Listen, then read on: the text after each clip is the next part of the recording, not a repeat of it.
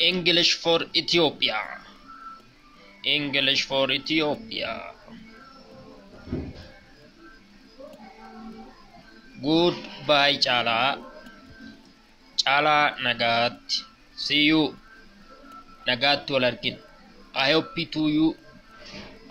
to see you. Akka ser abdin kab.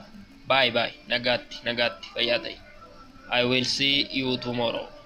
Borwalargin. I am very happy to meet you. Sewali wal barukov baye gammadera. I am very glad to meet you. Sewali wal barukov nattitolera. Glad to meet you too. Anas nattitolera.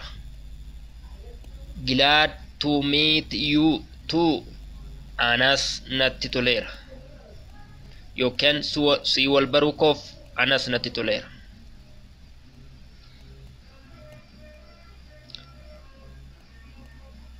Have a nice day.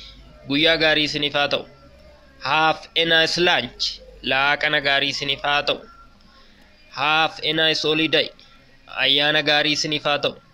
Have a nice exam. Qormaata gaarii isiniif haa ta'u.